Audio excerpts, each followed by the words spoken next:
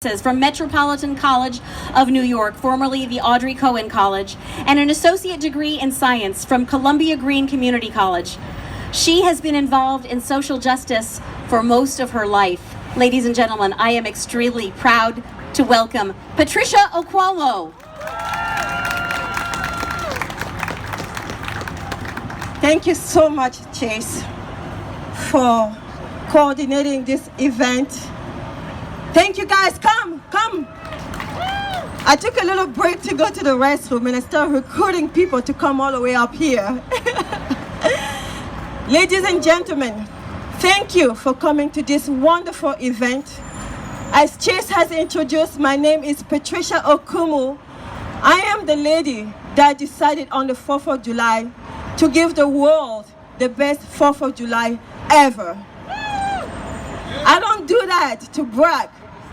I say that to remind our young people that you have to be fearless, you have to be brave, and you have to be bold.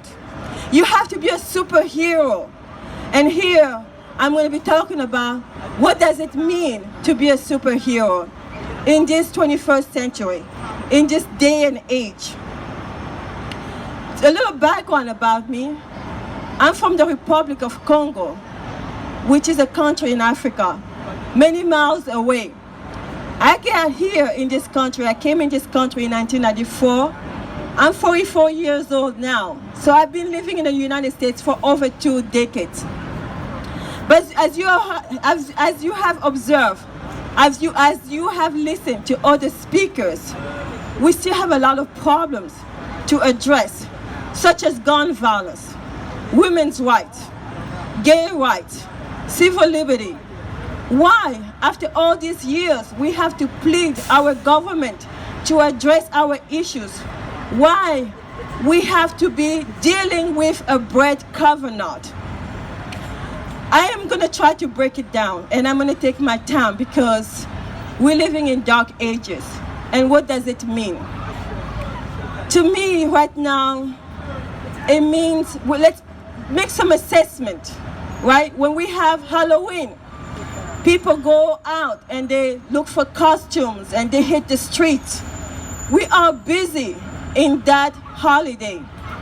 When we have Columbus Day, we're celebrating a holiday that really is based on a lie, because Christopher Columbus did not discover America. This land was stolen from the indigenous people. We have to know our history before we can understand these dark ages that we are going through and how to combat those evils, those forces that are bringing us down, that are discouraging us, that are causing some of us to commit suicide and PTSD on others. Why? It is making us so hopeless. It goes back many years ago. So let's take it one at a time. You heard of white supremacy, right? Well, the face of David Duke, for example, is just one person. One person who is not strong at all. One person who is not popular at all.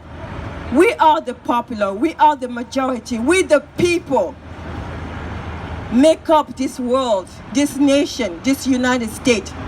We have strength in each other. We are a coalition. Our government works for us. Our taxpayer dollars works for us the way it's supposed to be. Unfortunately, the reality check, it doesn't. The elected officials aren't doing the job. Police officers, for example, are murdering our marginalized community. There's mass incarceration. Why aren't so many of us out here? Except on holidays such as Halloween. Nothing that I have against it. But it goes back to how the country was built, right? On slavery, on labor. What is that we have to do? On the 4th of July, I decided there were 3 things that has to take place for me to listen what was going on in my head. Because I didn't want to listen to voices. We all struggle with that. We all have ideas, but we don't implement them. So I said to God, you want me to go and do what? Scale the Statue of Liberty on the 4th of July? Why? Is this coming from you? Is this a message from you? Or is it just something in my head? He told me, think about it, child. It's the 4th of July. You and your group, Rise and Resist, are going to go on Liberty Island. You've never been there before. You live on Staten Island.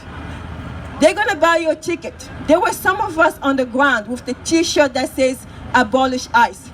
If you don't know ICE, ICE is immigration custom enforcement. It was created after 9/11 over fear mongering.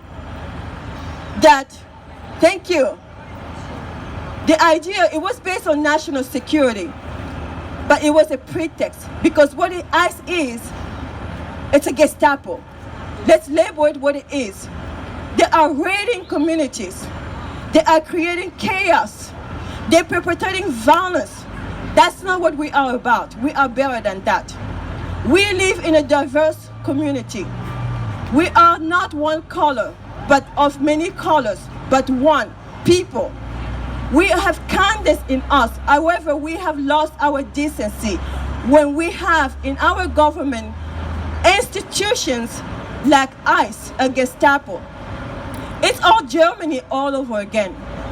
So for me, it was an important day to raise consciousness. I said, God, I'm going to do it. It's the 4th of July. There are children in cages. And Rise and Resist is going to do an action on Liberty Island. But when I got there, I didn't want to get arrested. Last year I was arrested falsely because of unconscious bias. Just like the Starbucks situation, you go to drink coffee and somebody decides to call the police on you. It happens all the time because of our skin color. So I got away. Some people were taken into custody. And I asked God, if really you want me to carry this mission, you have to help me get up there. How am I going to climb up there? And he showed me the way. It was possible. I did not expect the attention that I got on the news. But what I got, thank God, was people talking about the children in the cages. However, my brothers and sisters, this isn't over yet. When I went to court, when I was arrested, that day when I came out, the media was there. Tons of cameras and microphones. People from all over, different groups, coming to show their support because they were concerned for me. They knew a black woman, an immigrant. Nobody knew if I was a citizen. I'm a citizen, thank God. In this Trump administration, not being a citizen can mean deportation, family separation. They came and supported me because I knew myself up there on the Statue of Liberty, I could have been shot by the police. You know why? They've demonstrated blatant carelessness for human rights, for human life. They shot this poor woman at the border. She was, I think, from Guatemala. Her name was Patricia Gomez Gonzalez. All she was doing was crossing. What is wrong with that? That's why we need to open borders. They are afraid of capitalism. All right? If we open borders, you and I would decide where we want to have businesses. If we were to go to Guatemala or Mexico and we saw poverty or whatever it is that we wanted to change, maybe you wanted to open a laundromat, you could do that. But because of capitalism, they want to control the market, they want to control the people. There is no open border. There's nothing wrong with that. This was a stolen land. We're all immigrants, but we're choosing, the Trump administration is choosing how they're going to address immigrants, asylum seekers. So they've created this policy called zero tolerance policy on immigration. To them, it means caging children. I say no to that. I say no to that. Enough. When this country has gone so low, I had to rise up and climb the Statue of Liberty. I had to go as high as I could. Remember Michelle Obama's quote? When they go low, we go high. and I went as high as I could. Ladies and gentlemen, I could go on, but I want to say that we have to vote them out. Let's not wait for elections all the time. That's patriotism. Patriotism is a system that was set up. It's a rotten system that was set up to condition us, to suppress us and oppress us. So everybody knows, let's just wait for the elections and vote these people out. There's so much else we can do. We can be right here, like you and I. And so many people who should have been here but who aren't here. We should march in the streets. I'm not saying go and climb monuments. Go and engage in civil disobedience. There's nothing wrong with that. Martin Luther King Jr. would tell you civil disobedience is a peaceful protest. That's how this country was founded on. We had to come this far, and we're not going to give up. Brett Kavanaugh is one example that we need to wake up as a country. We need to be fearless, bold in our action. We need to think beyond the box, and we need to be out there, engage in civil disobedience. Be creative. Look inside your heart and find that one thing, like I did on the 4th of July, that will make a difference. Thank you for your time. I love you. Thank you, Chase, for your hard work. You're such a hero.